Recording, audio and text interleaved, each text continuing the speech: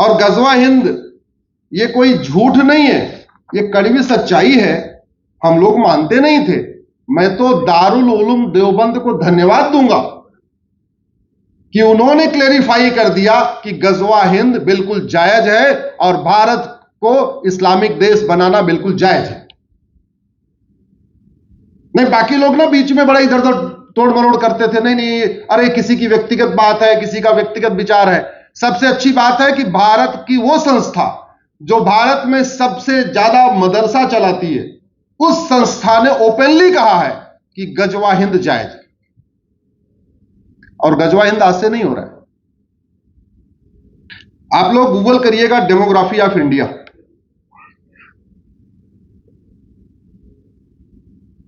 छठवीं शताब्दी में भारत की जनसंख्या 33 करोड़ थी, 33 करोड़। कब? छठवीं शताब्दी। जनसंख्या बढ़ती है कि घटती है? जोर से बोलिए जरा। बढ़ती है। तो 7वीं शताब्दी में भारत की जनसंख्या 40 करोड़ हो गई। यानी कितनी बढ़ गई? 7 करोड़। देखिए भाई, चुप नहीं रहना है, लगातार बोलते जाना है। छठवीं शताब्दी में 33 करोड़ थी, 7वीं शताब्दी में 40 करोड़, यानी 7 करोड़ बढ़ गई। इसके हिसाब से 8वीं शताब्दी में कितना होना चाहिए था? 48 करोड़ या 47 करोड़, 7-8 करोड़ बढ़ना चाहिए था।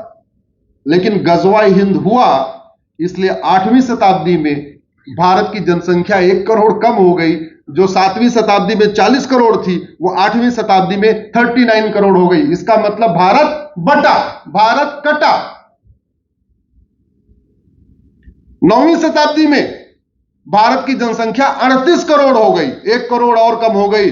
इसका मतलब भारत बटा, भारत घटा। 10वीं शताब्दी में भारत की जनसंख्या 2 करोड़ कम हो गई।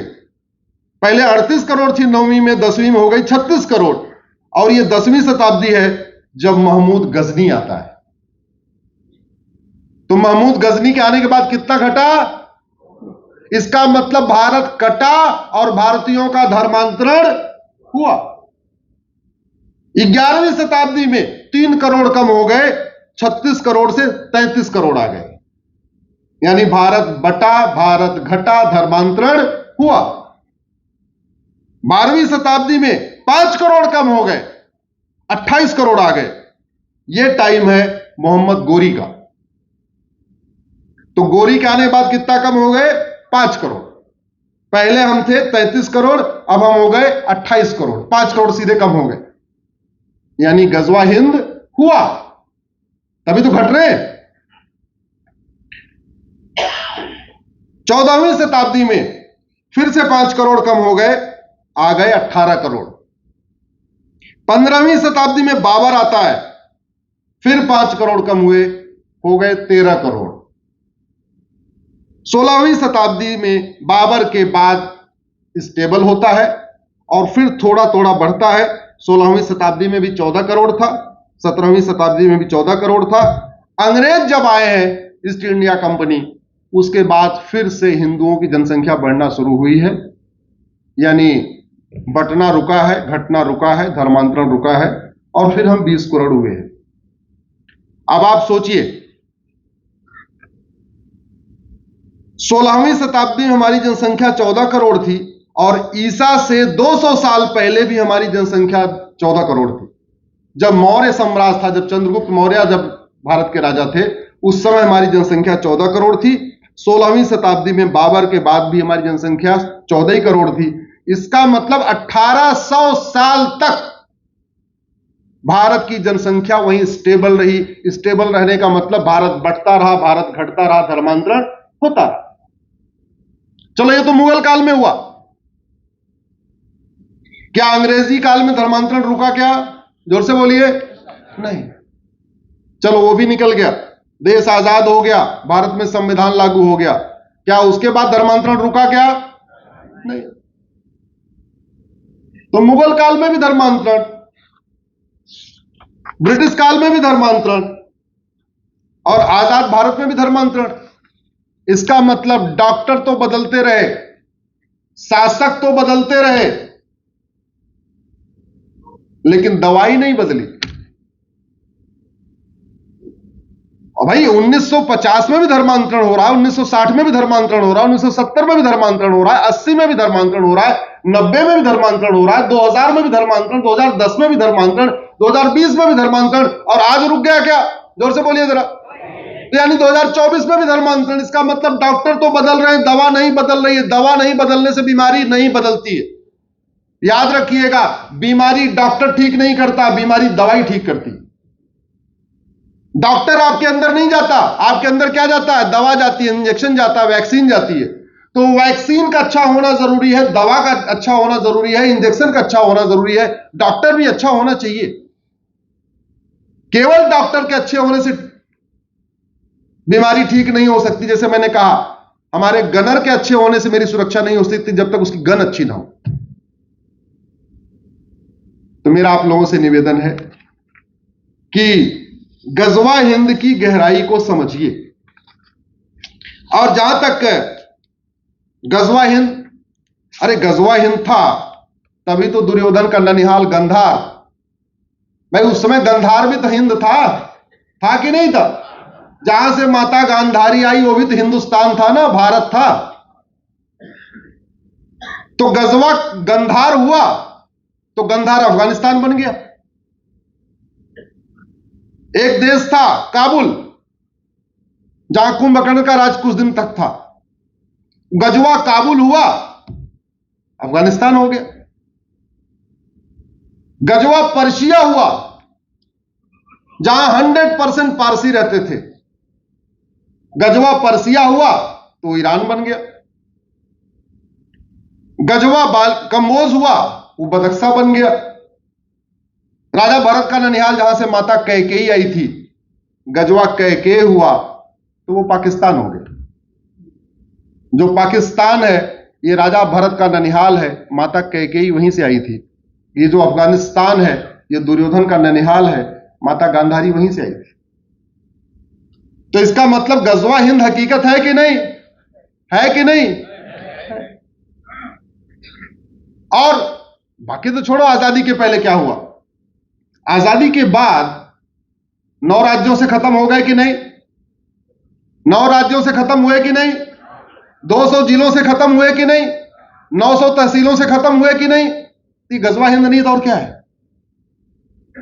अरे धीरे धीरे हम पाकिस्तान से खत्म हुए, चलो समझ में आता है, बांग्लादेश से खत्म हुए समझ में आता है, अफगानिस्तान से खत्म हुए समझ में आता है। हालांकि वो सब हिंदुस्तान था, वो सब भी भारत था, वहां सब हिंदू रहते थे, सब सनातनी रहते थे। अफगानिस्तान में भी मठ मंदिर थे, पूजा अर्चना होती थी। पाकिस्तान में भी मठ मंदिर थे, पूजा अर्चना होती थी। बांग्लादेश में भी मठ मंदिर थे, महामंडलेश्वर थे, पूजा अर्चना होती थी। अब बचे क्या? नहीं। जानते क्यों नहीं बचे? क्योंकि हमने सोचा, पहली बात तो गजवा हिंद झूठी बात है, और दूसरा वो भगवान आएंगे लड़ने के लिए। अरे भगवान अपना मंदिर बचाने तो आए नहीं। अल्टीमेटली मंदिर बना कैसे, किसके जरिए बना? कानून के जरिए, सुप्रीम कोर्ट के जरिए। मंदिर ऐसे कैसे बना? कानून के जरिए, इंसान ने बनाया। ये अगर आप सोचते हैं कि गजवा हिंद गलत है, तो मैं कुछ आतंकवादी संगठनों का नाम बताता हूं जो लगातार गजवा ही कर रहे हैं। गजवा का मतलब होता है काफिरों के खिलाफ युद्ध। गजवा का मतलब काफिरों के खिलाफ युद्ध। आप लोग गूगल करिएगा डेजिनेटेड टेररिस्ट ग्रुप, आप गूगल करिएगा डेजिनेटेड टेररिस्ट ग्रुप, तो आपको आतंकवादी संगठनों का नाम मिलेगा। अब्दुल आजम ब्रिगेड, अब्दुल्ला आजम ब्रिगेड, ये अपने आजम खान नहीं, ये भारत के बाहर का है। अब्दुल्ला आजम ब्रिगेड, वो भी गजवा कर रहा है। जो नॉन बिलीवर्स हैं, जो काफिर हैं, उनको मार रहा है। अबू सयाफ, अल हरमैन, अल इत्तिहाद, अल नुसरा, अल कैदा, Ansar al Sharia, Ansar al Islam, Ansar Dine, Boko Haram, Haqqani network, हरकत उल अंसार, जिहाद यूनियन, जैसे मोहम्मद, जमातुल अहरार, जुंद अल अक्सा, जुंद खलीफा, लश्कर तैयबा, लश्कर जांगवी, ये किसको मार रहे हैं? किसको मारते हैं? जोर से बोलिए जरा। काफिरों को। तो ये गजवा हिंदी तो कर रहे हैं, और कर क्या रहे हैं? क्या कर रहे हैं ये? स्वाभाविक सी बात है, जहां पे है उस देश के काफिरों को मार रहे हैं, और ये भारत में भी हो रहा है। आपके 33 जिले हैं। मैं रास्ते में ट्रेन में थोड़ा रिसर्च कर रहा था गुजरात के बारे में। कुल 33 जिले हैं।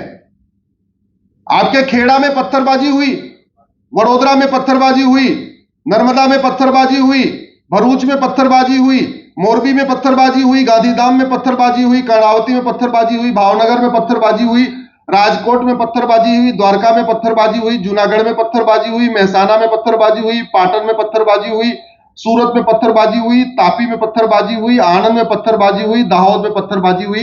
ये 17 जिलों का मुझे मिल गया गूगल पे। अब आपके वलसाड़ में हुआ हो मुझे नहीं पता, लेकिन 17 जिलों का मुझे मिला है। 17 जिलों में पत्थरबाजी हुई है, और पिछले 5 साल में, पिछले 5 साल। बाकी तो छोड़ो, अभी कुछ दिन पहले एक बॉम्बे का जहरीला आपके गुजरात आया था, नाम है उसका अजहरी। जहर फैला के गया कि नहीं गया? गया। आप मुझे बताओ, ये जिन लोगों ने पत्थरबाजी किया अभी 17 जिलों में, इसमें किसी की 100% प्रॉपर्टी जब्त हुई क्या? जोर से बोलिए जरा। किसी को आजीवन कारावास हुआ क्या? किसी की नागरिकता खत्म हुई क्या? तो सरकार कोई फर्क क्या पड़ रहा है?